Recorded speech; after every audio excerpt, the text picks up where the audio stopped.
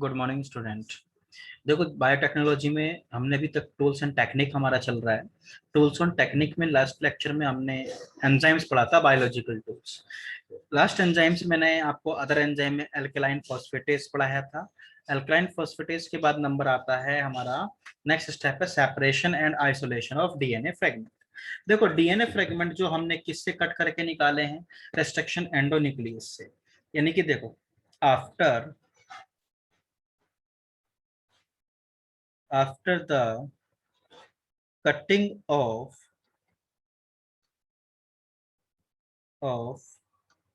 DNA by restriction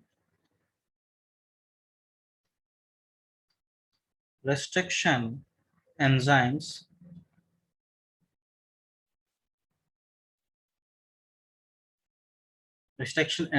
fragments of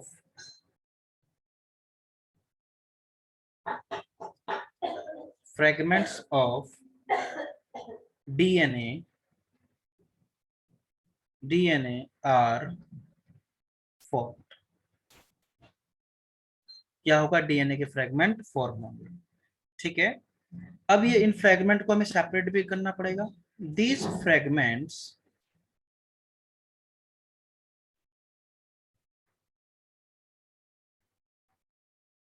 these fragments can be separated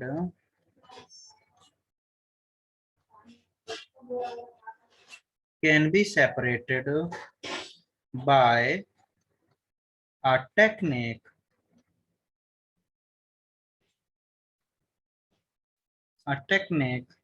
called gel electrophoresis।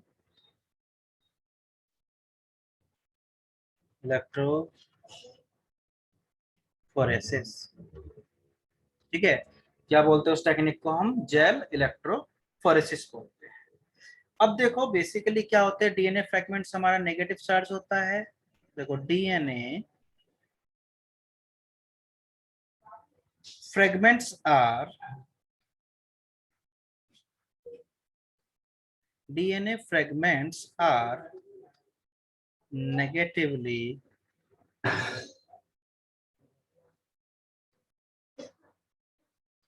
negatively charged molecule। DNA क्या होते हैं, negative charge molecule होते हैं। They can B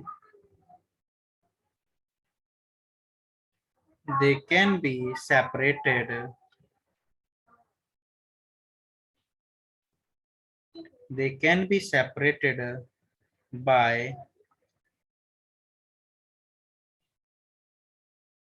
forcing them to move towards the anode under an electric field through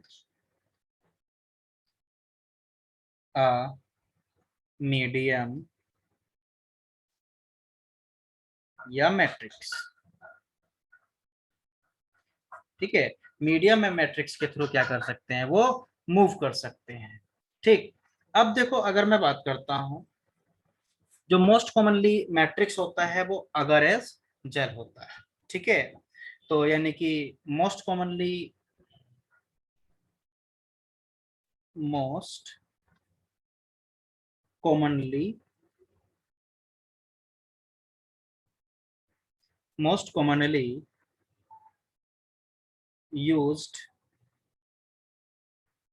matrix वो कौन है, अगरोस।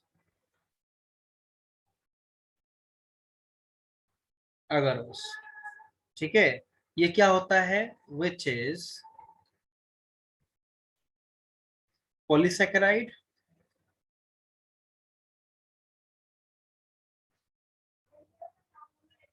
which is polysaccharide extracted from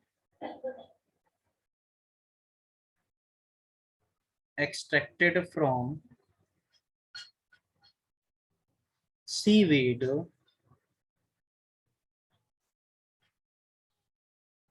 seaweeds Gelidium.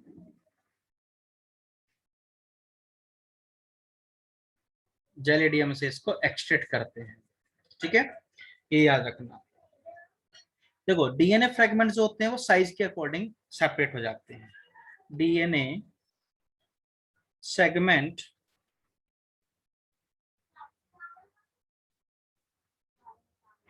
Separate according to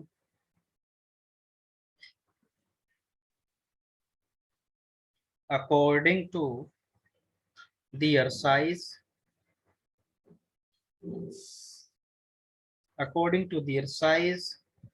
by the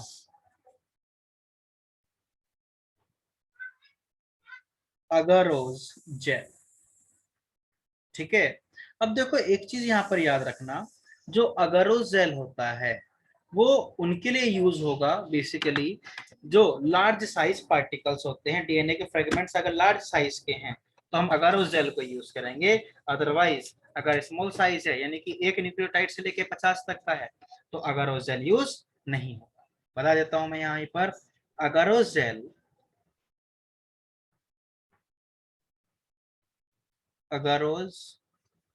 jail used to separate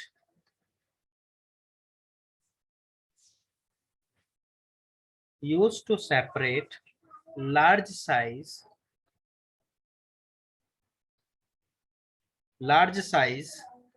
DNA particle। कितना size होगा लगभग, यानी कि इसके size जो है यानी कि एटलीस्ट 1000 बेस पेयर होना चाहिए, मिनिमम है इतना, ठीक। अब देखो बट वेरी, कुछ छोटे भी होंगे, but very small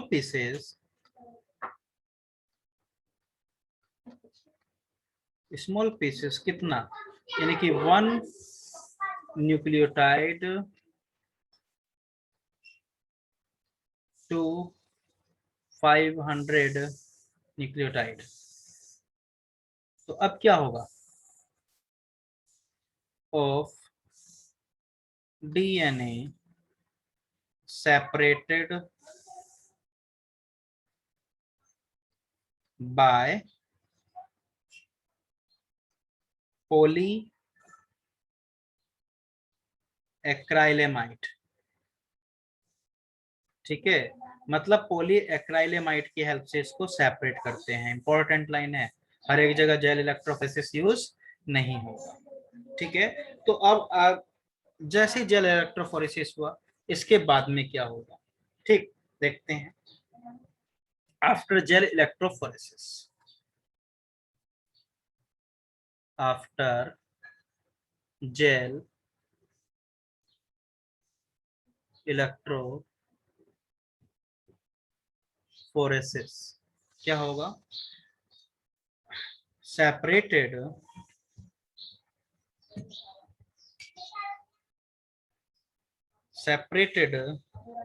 DNA fragment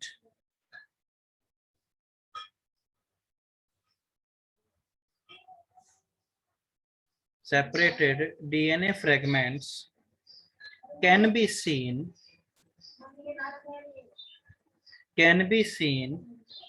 only after staining। जब हम उसको कलर कर देंगे तभी वो दिखाई देंगे, अदरवाइज दिखाई नहीं देंगे। तो इसलिए बोलते हैं कि इसमें जो डीएनए स्ट्रैंड है वो तभी दिखाई देंगे जब हम उनको क्या कर देंगे, स्टेन कर देंगे, ठीक है। आफ्टर स्टेनिंग द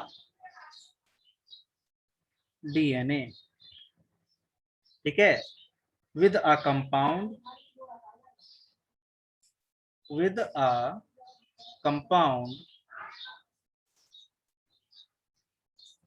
क्या यूज करते हैं, ethidium bromide with the compound ethidium bromide, ethidium bromide, ये याद रखिएगा, यहाँ पे इंपॉर्टेंट डाई यूज होती है। Followed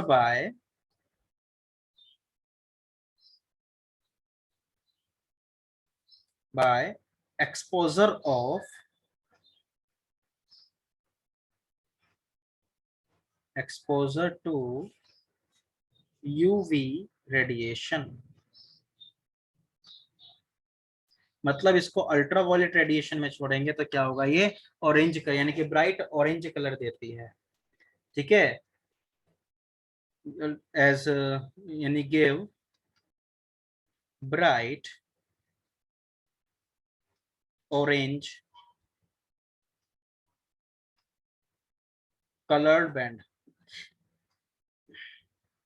colored bands produces। तो यानी कि इसको हमें क्या करना पड़ेगा, सिंपल सी बात है, स्टेन करना पड़ता है। विदाउट स्टेनिंग हम इसमें जो है बैंड नहीं देख सकते हैं, ठीक है। तो वही चीजें हैं कि इसको ऑरेंज कलर के बैंड होते हैं। और एक स्टेप यहाँ पर बचता है, इल्यूटेशन क्या होता है, देखो क्वेश्चन पूछा गया है इल्यूटेशन के लिए। देखो इल्यूटेशन क्या होता है, सेपरेटेड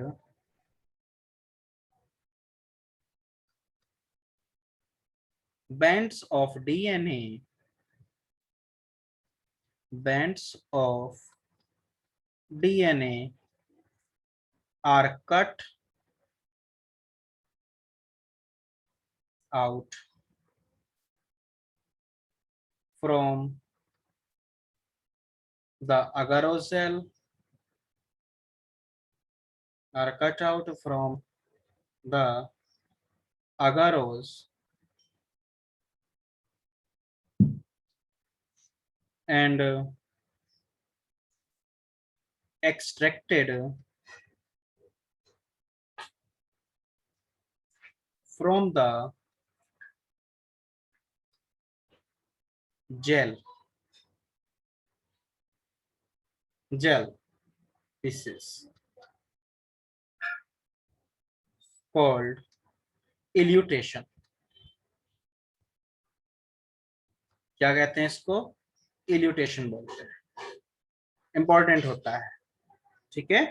अब क्या होगा, देखो आगे के स्टेप में देखते हैं हम इसको। This purified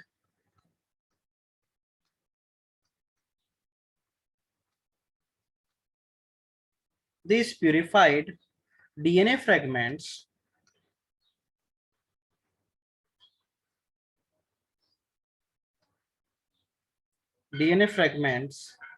use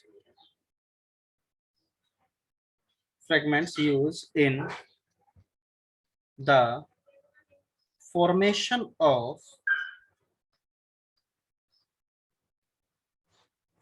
of rDNA, यानी कि रिकॉम्बिनेंट डीएनए बनाने में यूज होंगे, bye linking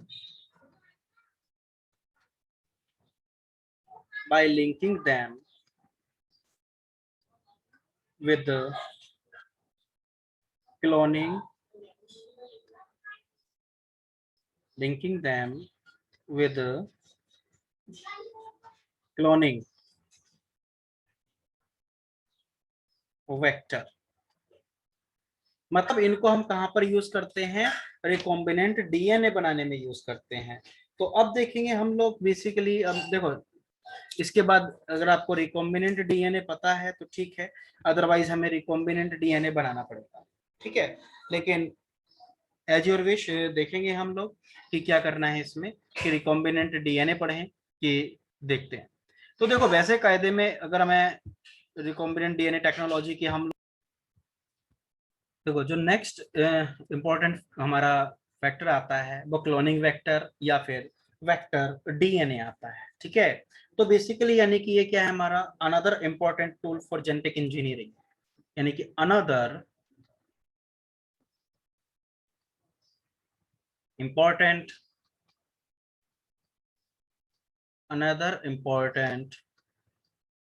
tool for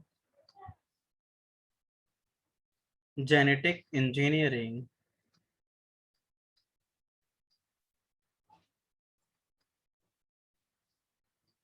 genetic engineering is the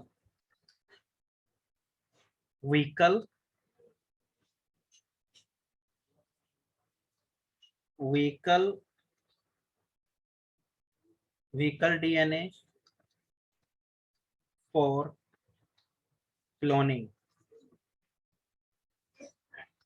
called vector DNA called vector DNA। Basically vector क्या काम करता है? Vector carries a foreign DNA sequence into a given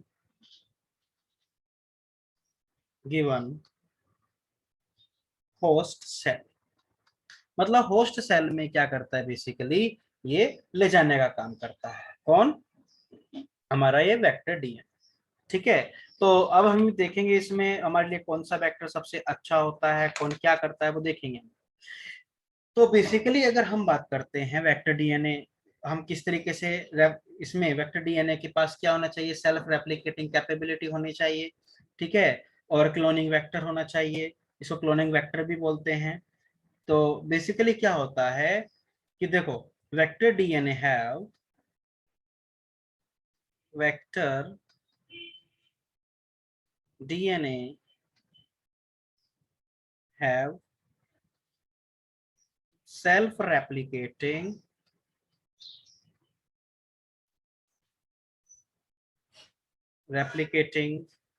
capacity capacity ठीक है। तो बेसिकली अगर हम बात करते हैं, जो अब हम किस तरीके से सेलेक्ट करेंगे कि हमारे पास वेक्टर डीएनए कौन सा होना चाहिए, उसकी क्या क्या क्राइटेरिया होते हैं, यानी कि सिलेक्शन ऑफ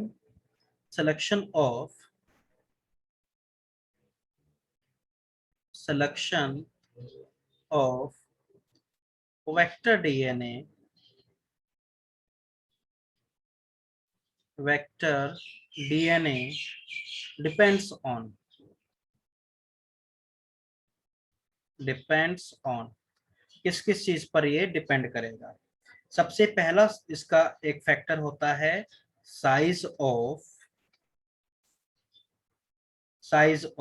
डिजायर जीन, मतलब डिजायर जीन के साइज पर डिपेंड करेगा। दूसरा होता है टाइप्स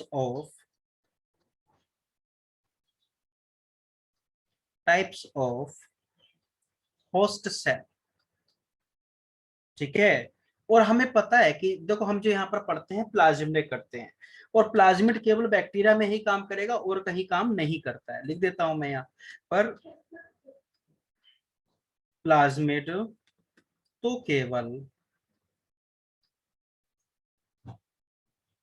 तो केवल बैक्टीरिया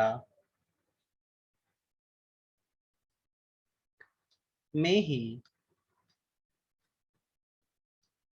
काम करेगा।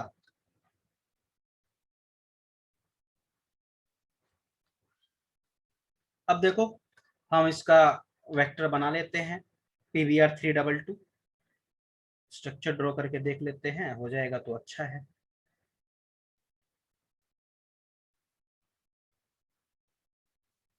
ठीक है, हो सकता है।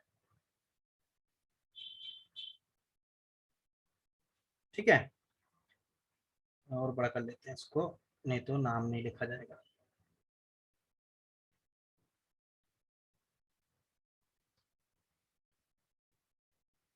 ओके,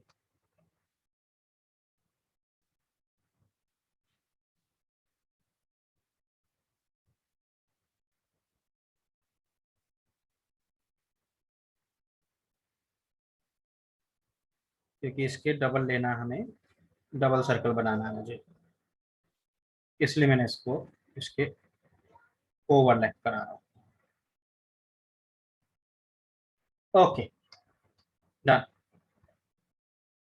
अब देखो इसमें क्या क्या साइट होती हैं, देखते हैं इसको हम। ये जो साइट होती है इसको बोलेंगे हम ORI। क्या बोलेंगे इसको? ORI बता दूंगा कौन क्या क्या होती है।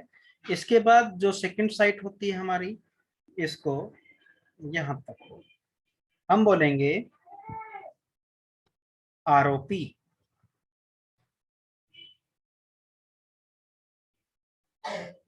ROP।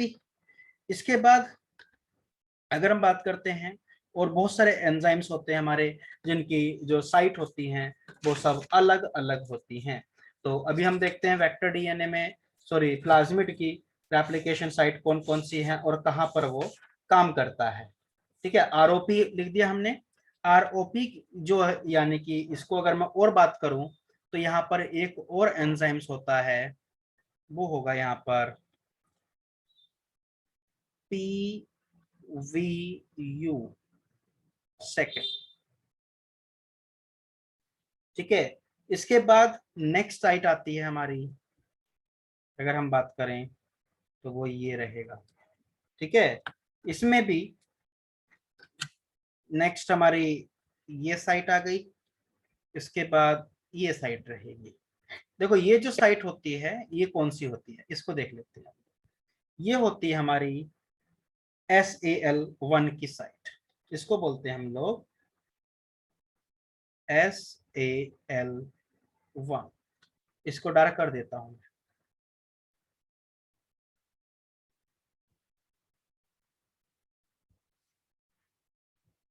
ठीक है, SAL1 की साइट, इसको बोला मैंने। दूसरी होती है BAMH1 की साइट, तो वो ये आ जाएगी। ये जो वाला डार्क रीजन है ये BAMH1 की साइट है, इसको बोलेंगे BAM, सॉरी कैपिटल नहीं स्मॉल लिखना है,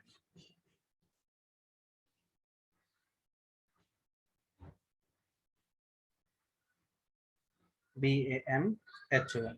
और ये जो बीच में रीजन बचा इसको बोलते हैं हम लोग tetracycline resistant site, TETR।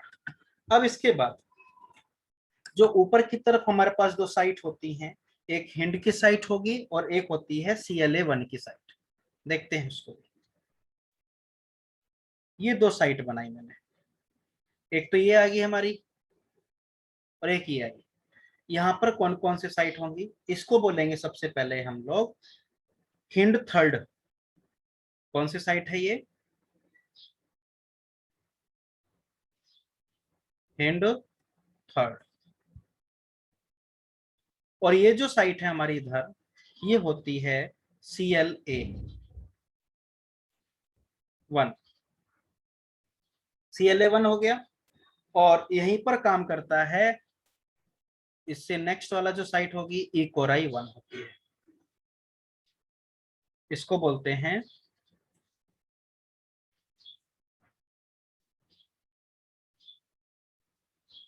E-Cori-1। E-Cori-1 के बाद जो साइट आती है वो आती है PVU1 और PST1। ठीक है, मतलब यहाँ पर दो साइट होंगी हमारे पास, एक होगी ऊपर की तरफ PVU1 और दूसरी होती है PST1। इनकी दो साइट हो गई, और यही साइट होती है एम्फिसिलिन रेजिस्टेंस साइट। ये है PBR322। और ये जो होते हैं हमारे, ये जो अगर मैंने इसकी बोली कि PST P1, ये हमने यहाँ पर सब मेंशन कर दिया। तो ये हमारे पास PBR 322 जो प्लाज्मिड होता है, तो उसको हमने क्या किया, उसको रिप्रेजेंट किया। अब देखते हैं इन सबके नाम क्या क्या होते हैं, हम किस तरीके से इनको लिखते हैं। ठीक है, तो नेक्स्ट स्लाइड में देखते हैं हम लोग। नेक्स्ट स्लाइड में अगर मैं आरओपी की बात करता हूं, आरओपी इसको बोलते हैं रेप्लिकेशन ऑफ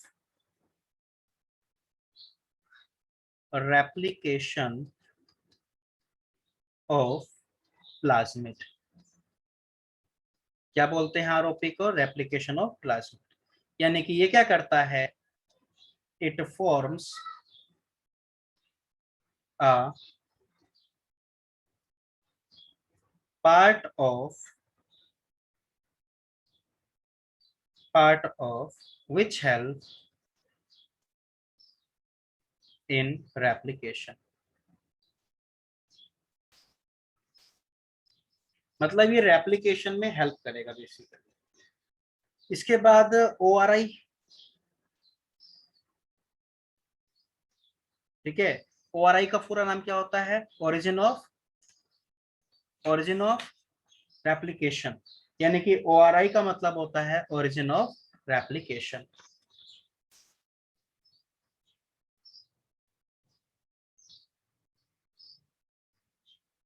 रेप्लिकेशन तो देखो, अगर हम बात करते हैं, हम इसको सिंपल फॉर्म में कैसे याद करेंगे अभी बताऊंगा मैं आपको। जैसे PVU1, PST1, BAMH1, SAL1, ये क्या है? Are the restriction site.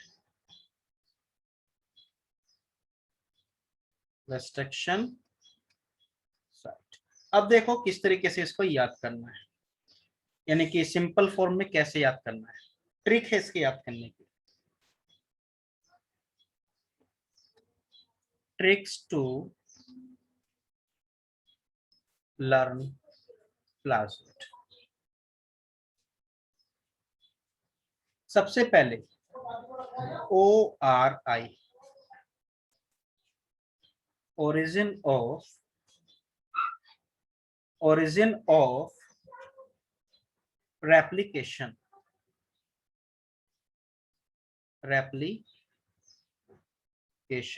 ये है हमारे पास एक।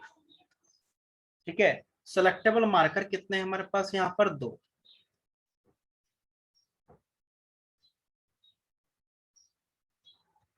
सेलेक्टेबल मार्कर का नंबर है हमारे पास 2। कौन कौन से हैं? एक है एम्फिसिलिन रेजिस्टेंस साइट और एक है टेट्रासिलिन रेजिस्टेंस साइट। ये हमारे पास 2 क्या है, सेलेक्टेबल मार्कर है। अब रेस्ट्रिक्शन साइट के नंबर की बात कर लेते हैं, वो कौन कौन से होते हैं। रेस्ट्रिक्शन साइट का नंबर है हमारे पास 8। रेस्ट्रिक्शन साइट का नंबर है हमारे पास कितना है? 8। यानी कि अगर कौन कौन सी हैं उनको देखते हैं अब हम लोग। सबसे पहले ECOR1 की साइट, दूसरी है CLA1 की साइट, तीसरी है हिंड थर्ड की साइट, फिर है BAM की साइट, SLA1 की साइट, PVU1 की site, sorry PVU second, PST1 था ना, और PVU1 की साइट, PST1 की साइट, 1 की साइट। तो बेसिकली इसको भी हम यहाँ से हटा देते हैं। PVU1 1 की साइट, तो ये रेस्ट्रिक्शन साइट हमारे पास कितनी है, 8 है।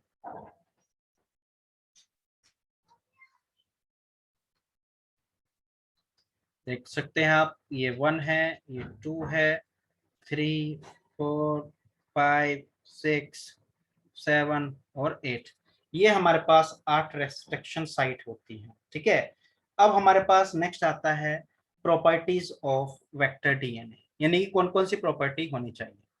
प्रॉपर्टी यानी कि vector DNA must have 3 properties. Properties of vector DNA, सबसे पहले इसका होता है प्रेजेंस ऑफ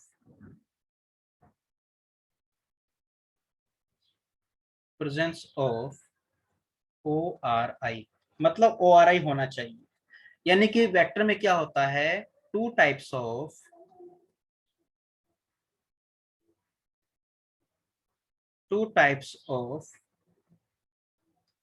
ORI। सबसे पहली होती है high copy number type, high copy number type, यानी कि ये ORI, ये क्या करती है, ये ORI यूनिट टाइम में, मतलब गिवन टाइम में, यूनिट या गिवन टाइम में मोर एंड मोर कॉपी करती है। मतलब ये बहुत ज्यादा रेप्लिकेशन करा देगी बहुत कम टाइम में। सेकंड होता है लो copy number type,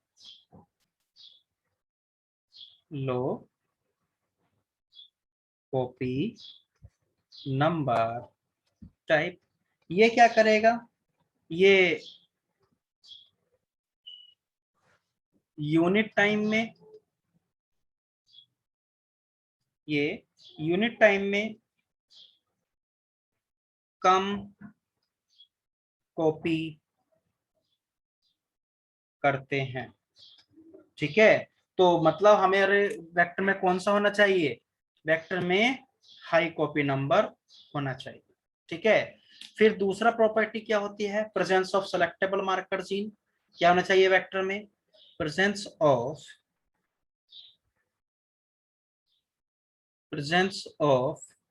selectable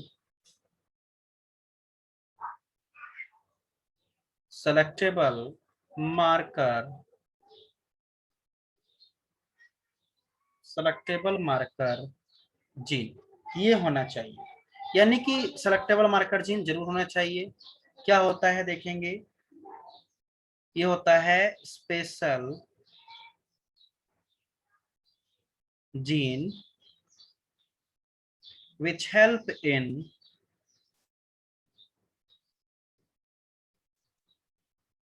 which helps in identification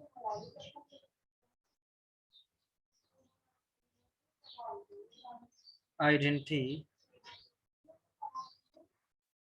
identification and isolation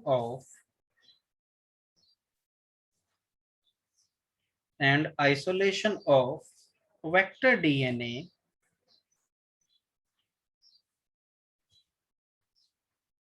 या rDNA in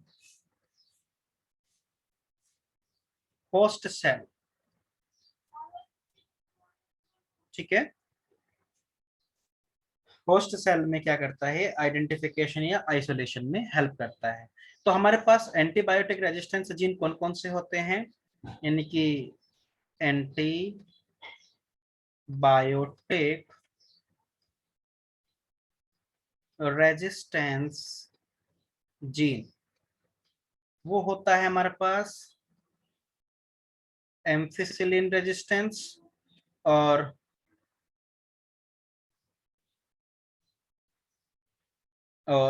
टेट्रासिलिन रेजिस्टेंस।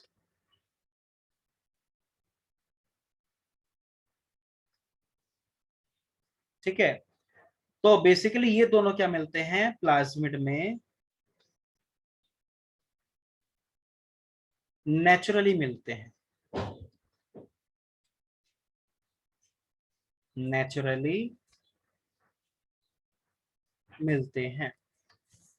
ठीक है, और जो एंजाइम बनाने वाली जीन होती है वो होती है गालजीन।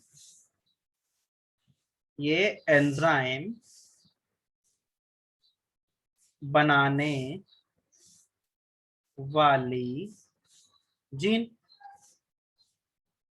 ठीक है, इसके बाद क्या होता है देखो, और क्या होना चाहिए, प्रेजेंस ऑफ रेस्ट्रिक्शन या क्लोनिंग साइट होनी चाहिए। क्या होना चाहिए मार्कर में, प्रेजेंस ऑफ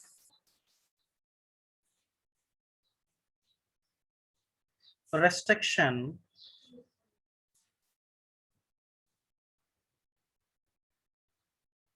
या क्लोनिंग साइट।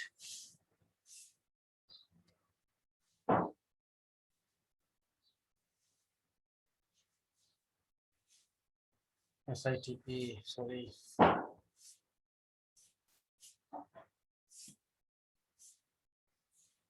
Cloning site. इसमें क्या होता है, यानी कि vector DNA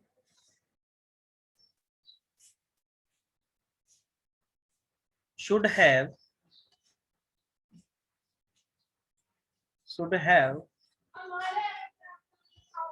restriction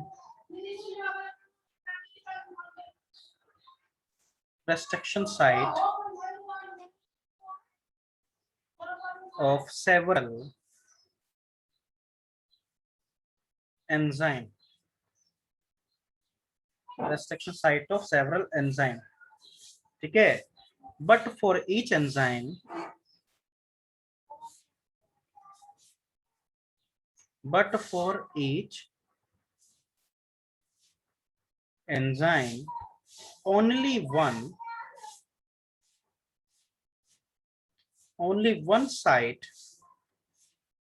should have या should present। ठीक है, मतलब क्या होता है, कम से कम एक रेस्ट्रिक्शन साइट के लिए तो प्रेजेंट होना ही चाहिए, जितने ज्यादा होगा उतने लिए बेस्ट होता है। ठीक है, यानी कि रेस्ट्रिक्शन साइट की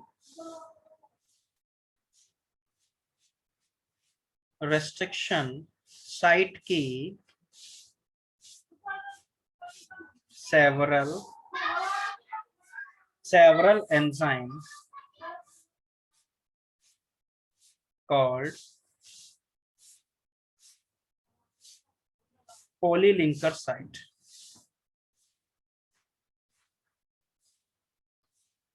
पोलीलिंकर साइट, इसको हम पोलीलिंकर साइट बोलते हैं जितने ज्यादा से ज्यादा रेस्ट्रिक्शन एंजाइम प्रेजेंट हो। तो देखो कौन कौन से हमारे पास हो सकते हैं रेस्ट्रिक्शन साइट, यानी कि examples of vector DNA.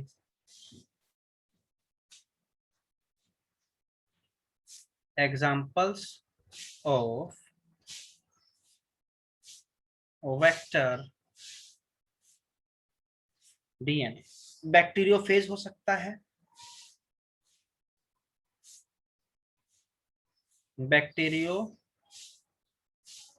Bacteriophage होगा, जिसमें आता है हमारा बैक्टीरियल प्लस वायरस।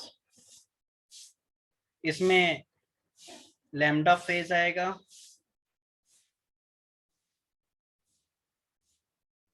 और M13 फेज आएगा।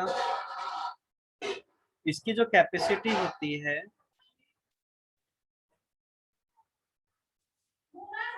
9 to 23,000 बेस पेयर। ठीक है, यानी कि एक बार में 9,000 से 23,000 बेस पेयर को कैरी कर सकता है। और मोस्ट कॉमन प्लाज्मा वेक्टर कौन सा होता है, most common most common vector DNA वो होता है प्लाज्मिड। कौन होता है? प्लाज्मिड। ठीक है। और ये हमें पता है कि ये क्या काम करता है। ये एक्स्ट्रा प्लाज्मिड होता क्या है? Extra double stranded circular small DNA present naturally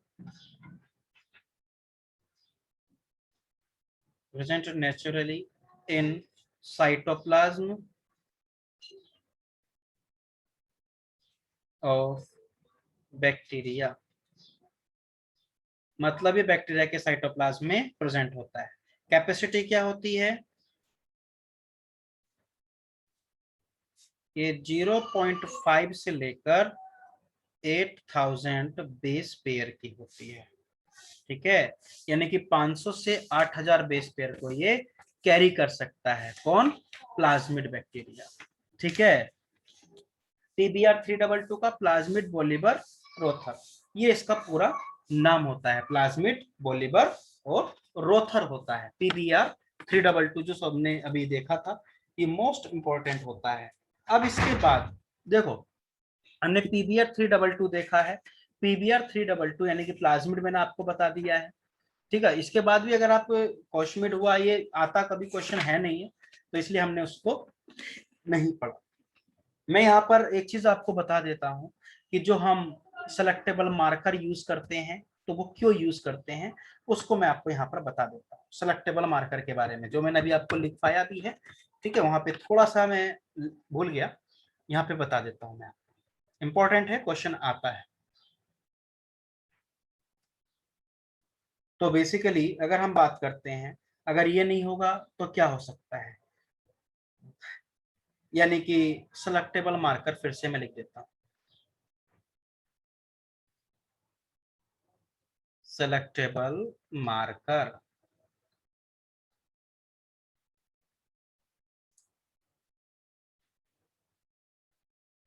यानी कि vector also required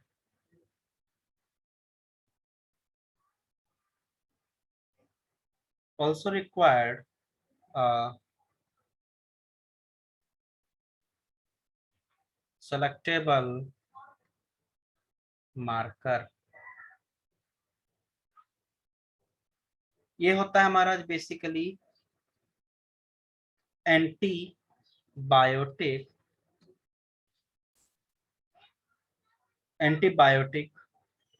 to identify and eliminate eliminate eliminate non resistance gene। ठीक है। मतलब बेसिकली क्या होता है, जो ट्रांसफॉर्मेशन होता है उसमें ये यूज होता है। ठीक है। यानी कि transformation is a process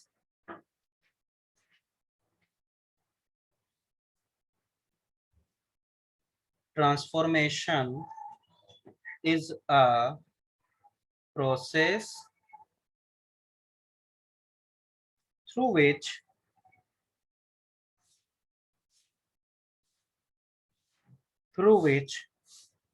a piece of DNA is introduced in a host cell या bacteria।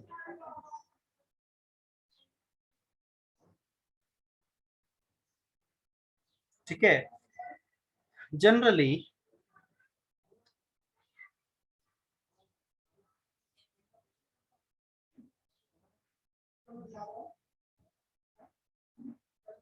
Generally,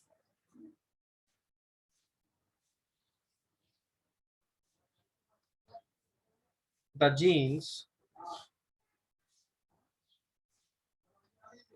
encoding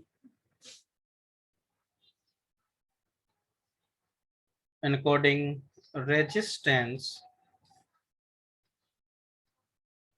to antibodies such as tetracycline या एम्फिसियालिन या kanamycin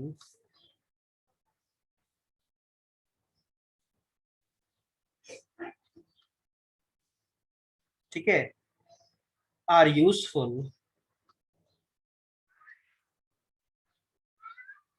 useful in selectable marker useful selectable marker ठीक है for E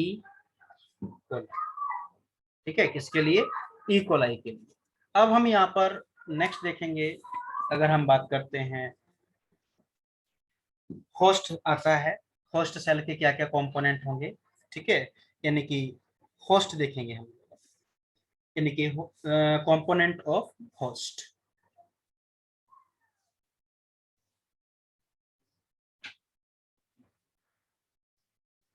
component of components of host basically क्या होता है host का मतलब जो अब आगे आगे हमने अब उसको ट्रांसफर करना होता है यानी कि इट इज essential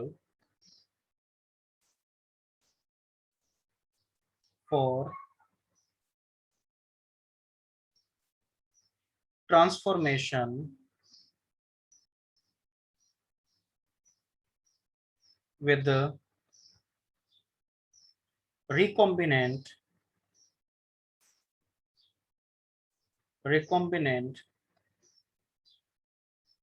DNA ठीक है since DNA is a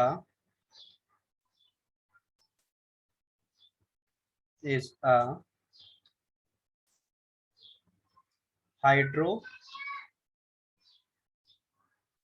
molecule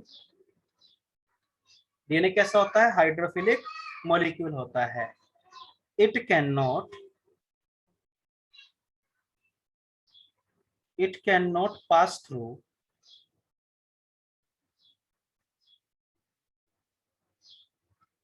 pass through membrane मतलब इसको हम मेम्ब्रेन से पास नहीं करा सकते हैं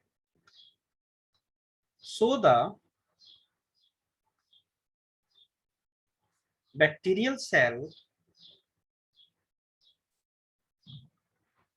bacterial cell must be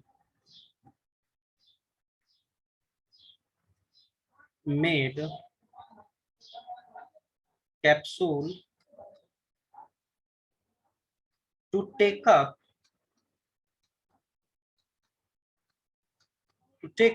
DNA मतलब डीएनए को देने के लिए क्या करना पड़ेगा हमें कैप्सूल बनाना होगा देखो फॉर एग्जांपल जैसे मैंने यहाँ पर बात किया ये मेरे पास ये दोनों जो है मेरे पास ये रिकॉम्बिनेंट प्लाज्मिड है ये जो है मेरे पास आर प्लाज्मिड है यहाँ पर एक बैक्टीरिया है इसको नेक्स्ट पेज पे देख लेते हैं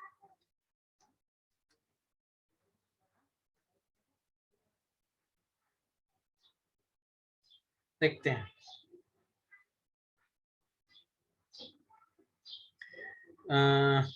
शेप ले लेते हैं इसमें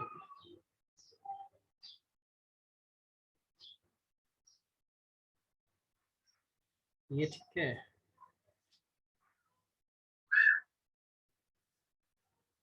नहीं, इसको इरेज कर देते हैं।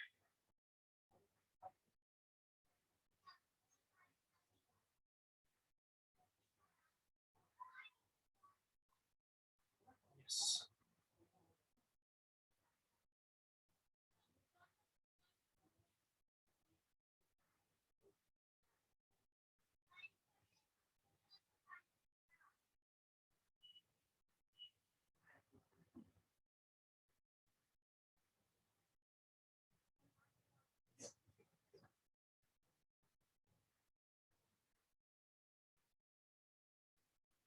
ये हमारे पास आ गया बेसिकली एक बैक्टीरिया है।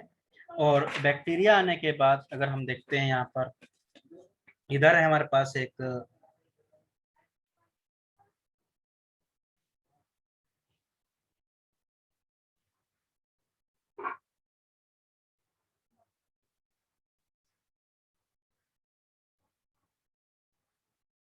ये हमारे पास प्लाज्मिड है। ठीक है, इसको मैंने बोला इसके अंदर इसका डीएनए, ठीक है, ये इकोलाई है जिसको होस्ट सेल बोला। ये हमारे पास रिकॉम्बिनेंट प्लाज्मिड है, रिकॉम्बिनेंट प्लाज्मिड। अब इन दोनों को मैं क्या करूंगा, एक होस्ट सेल में इंट्रोड्यूस करा दूंगा। एक कैप्सूल बनेगा, तो देखते हैं, उसको भी बना देते हैं यहीं पर।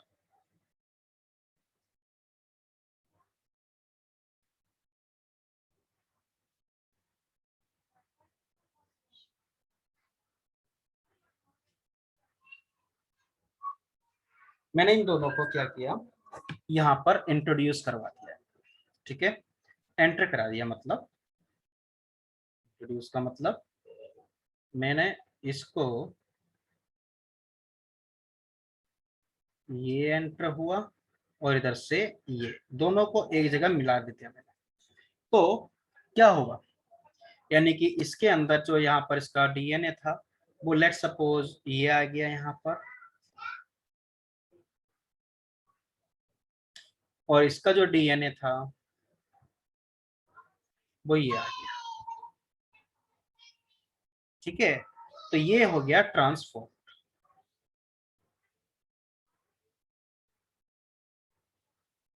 Transformed cell. ये हमारे पास ट्रांसफॉर्म्ड सेल बने। ठीक है, तो यानी कि अगर हम ये कैसे करते हैं देखते हैं हम लोग। This is done by, this is done by, this is done by treating bacteria with bacteria with a specific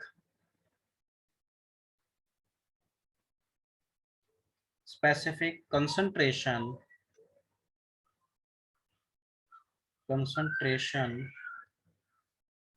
of a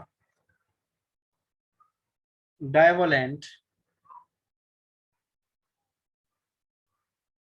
cation such as calcium, which increase the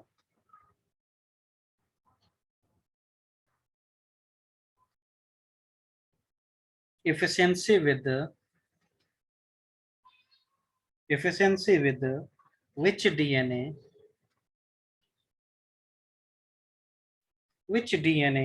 enters the bacterium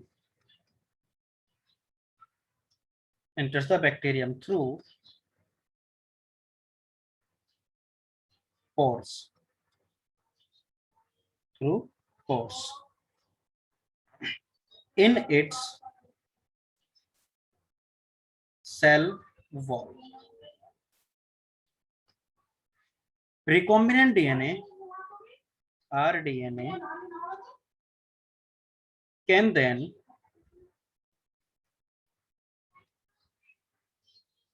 be formed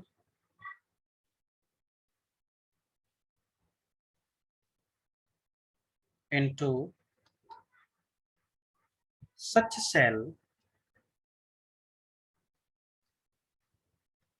by incubating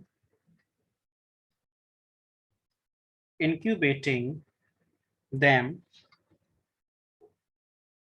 briefly at 42 degree Celsius, यानी कि heat shock बोलते हैं इसको। ये important है, incubation किस temperature पे होता है, 42 पे, ठीक है। And then putting